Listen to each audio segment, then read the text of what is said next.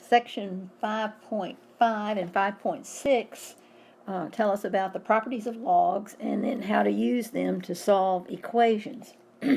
These properties are based on the equivalent exponential statement. So we can say, number one, log base A of 1 is 0. And of course, that is based on the fact that the exponential form says a to the 0 is equal to 1, which we know is true.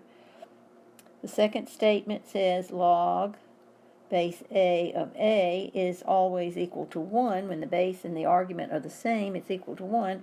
Again, if you write the equivalent statement, A to the 1 will then be equal to A, which we know is also true. The third property we'll mention is A to the exponent log base A of M is equal to M. So if we write this in log form, we'll have log base A of M equal to that exponent, log base A of M. Log base A of M is, of course, equal to log base A of M. The fourth property, we can say log base A of A to the R power is equal to R. And if you write that in exponential form, it would be A to the R is equal to, of course, A to the R power. The fifth property tells us if we have the log of a product,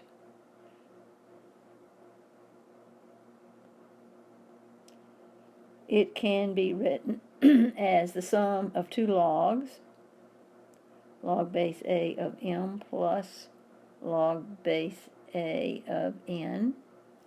Also, if we have the log of a quotient,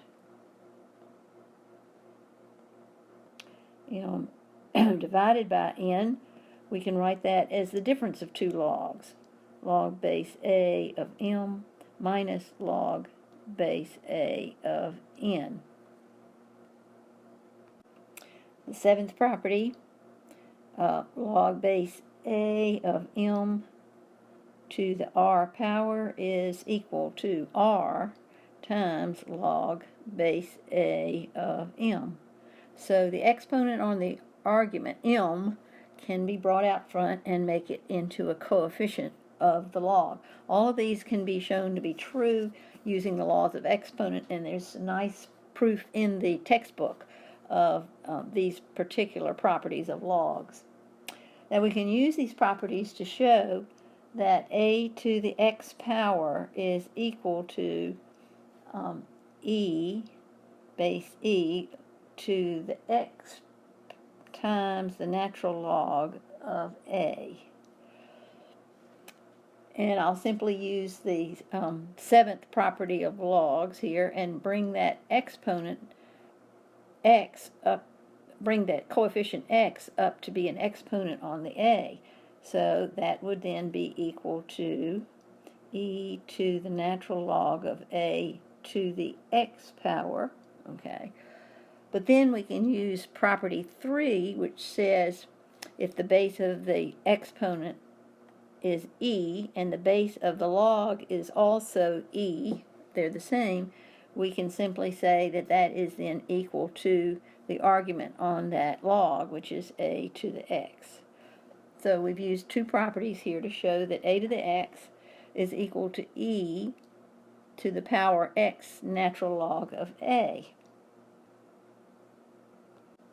Now we will use the properties of logs to write an expression such as log base A of x cubed over the square root of x squared plus 1 as the sum or difference of logs, and also we'll use the exponents on the arguments as factors, so the powers will become factors. So my first step is to break this or write it with exponents instead of the radical expression down in the denominator. So I'll have then log base A of x cubed over x squared plus 1 to the 1/2 power. Now this is the log of a quotient, which I will write then as the difference of two logs. So log base A x cubed minus log base A x squared plus 1 to the 1/2 power. Then we want those exponents on the arguments to become coefficients of the log. So I'll have 3 log base A of x minus 1/2 log base A of x squared plus 1. And that would be my final result. Notice that I can't take the log of the sum of two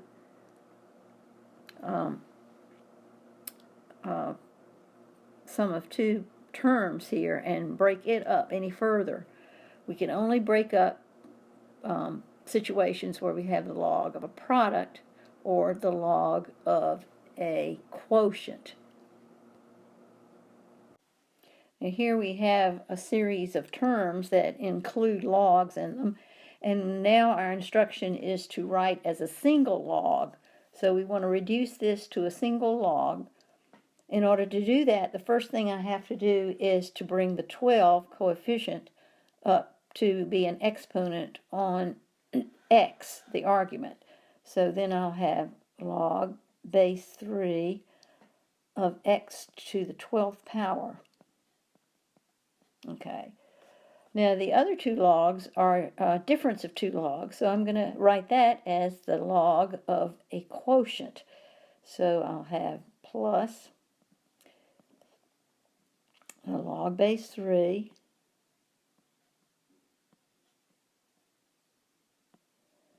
of the quotient x squared divided by 5.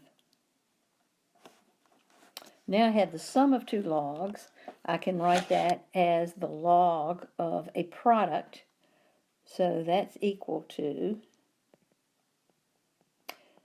log base 3 again of when I multiply x to the 12th times x squared, I get x to the 14th. We add the exponents. And of course that's divided by 5. So we've taken a series of 3 logs in the terms up at the top and made them as a single log. Another important fact about logs comes from the change of base formula.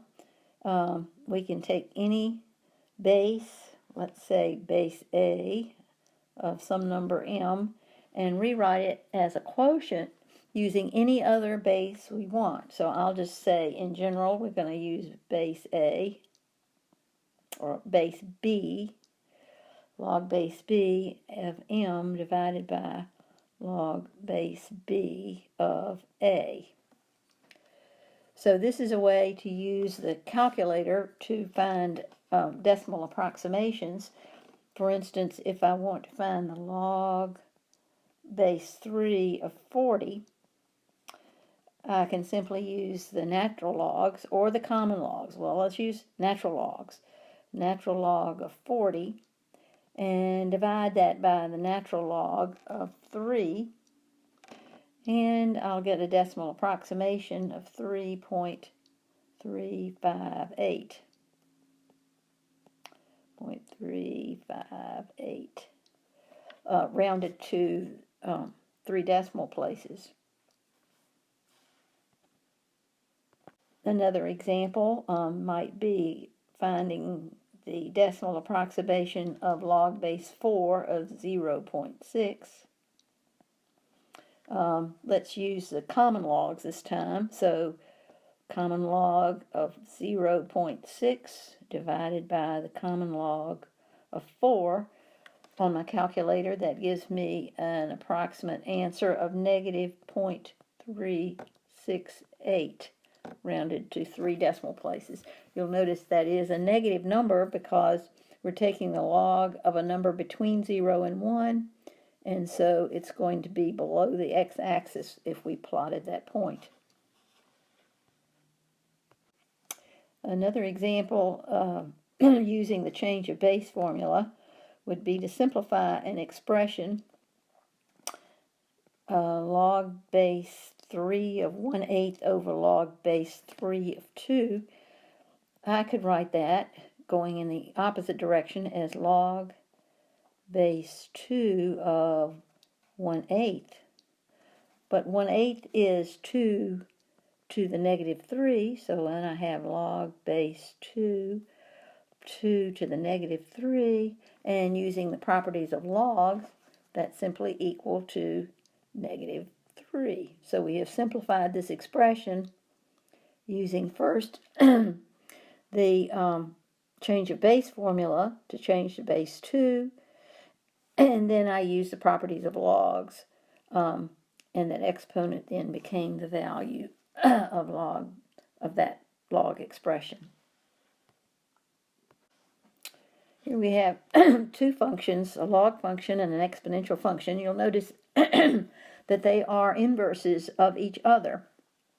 3 to the x is the inverse of log base 3 to the of x. So if I want to find the composition f circle g of x, I'm simply going to put the g of x inside our f of x,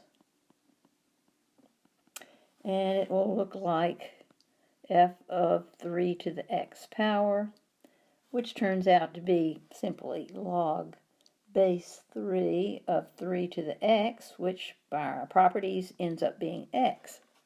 And that's what we should have expected.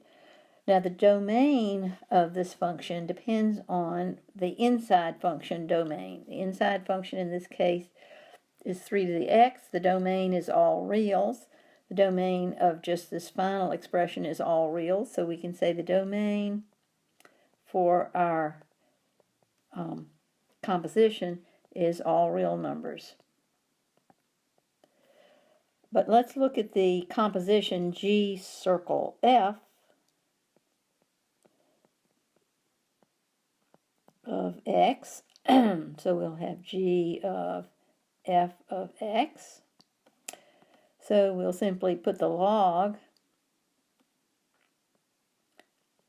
base 3 of x in for the exponent in our g function, so it will look like 3 to the log base 3 of x, but by our properties of logs, that's simply equal to x. Again, that is what we should expect because we were working with functions that were inverses of each other.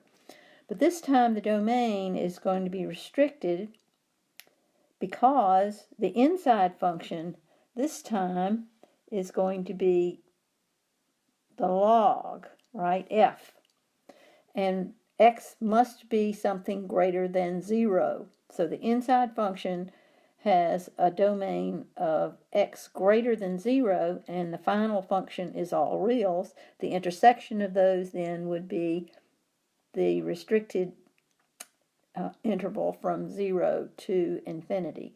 And again, that's because the inside function, which is the log base 3 of x, can only be defined when x is greater than 0.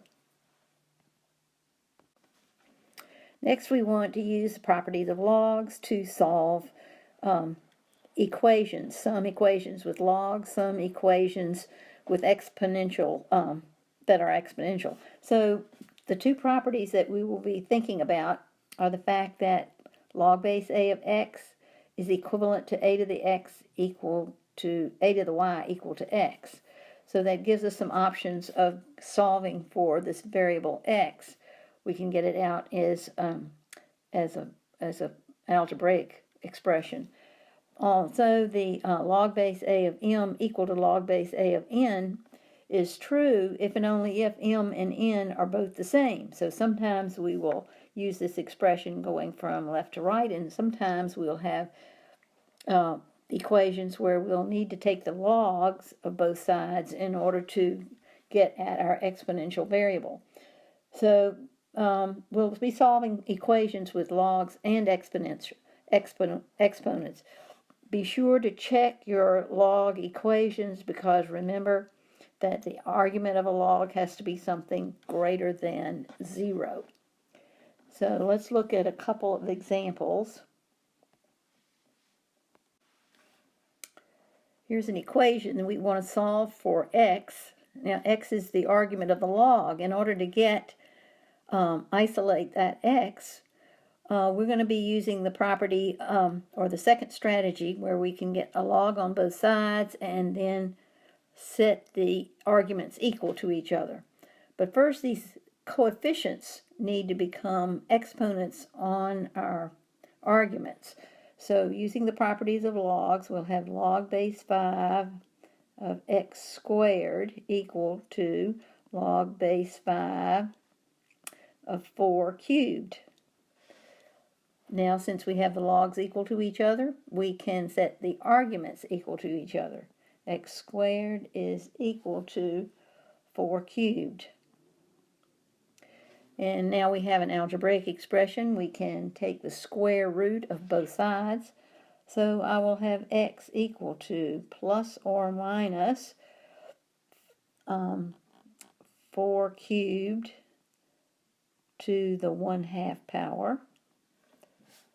And I'm going to rewrite that as plus or minus 4 to the 1/2 power cubed, to make it a little easier to do the arithmetic in my head.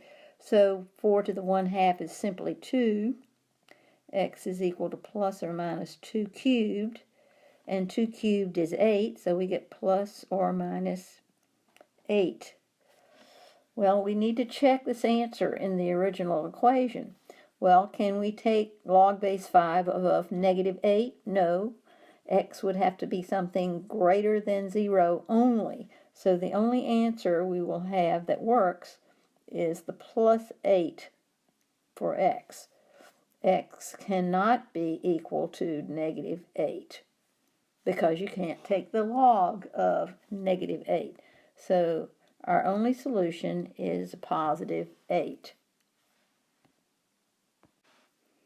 Here's another equation with logs in the terms. So it appears, since the bases are the same, we can write this as the log of a quotient. Log base 4 of x squared minus 9 over x plus 3 is equal to 3. Well, we can now change this to exponential form. So I will have 4 cubed is equal to x squared minus 9 over x plus 3. Now notice that x minus 9 will factor. So now I have 64 equal to x minus 3 times x plus 3 divided by x plus 3. We can cancel, and we come out with 64 equal to x minus 3, or x is equal to 67. And if we look back at the original equation, 67 will work in both of those log terms. Here we have an exponential equation where it's impossible to get the same base on both sides. So we're going to just go with our second strategy and change this to the log of both of these expressions. And you'll see that we can then use the properties of logs to get a handle on the variable, which is now up in the exponent. So I'm just going to use common logs. 3 to the 2 minus x equal to common log of 7 to the x plus 1. Now those exponents can come out front using properties of logs. So we have 2 minus x times log of 3 equal to x plus 1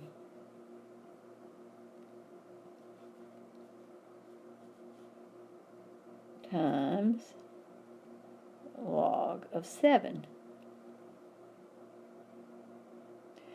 And now I'm going to do something you might not have thought of. I'm going to distribute the logs over the parentheses. So I'm getting rid of the parentheses. 2 log of 3 minus x log of 3 equal to x log 7 plus log 7. So I've gotten rid of the parentheses. Now I want to get the x terms on the same side.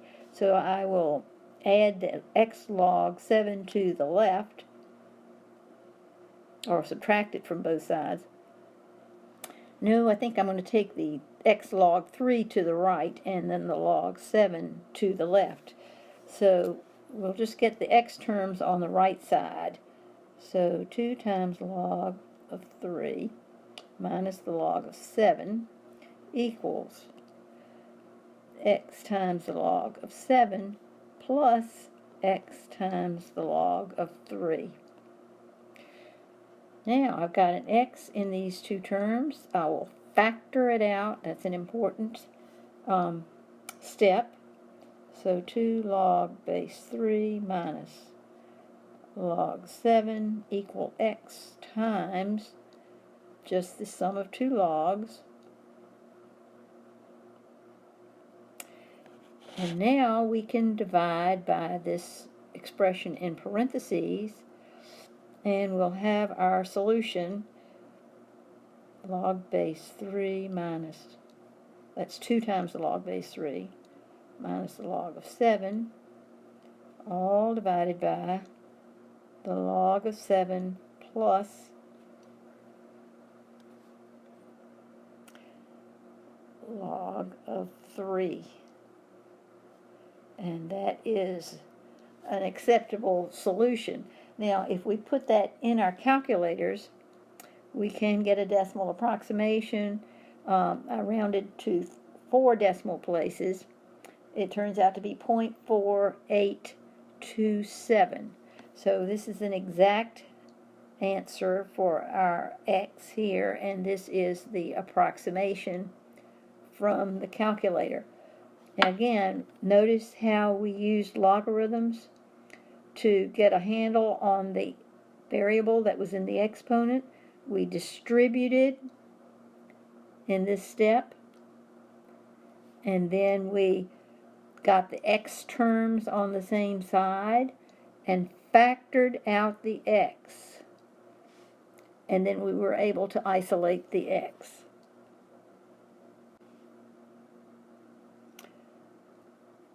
A different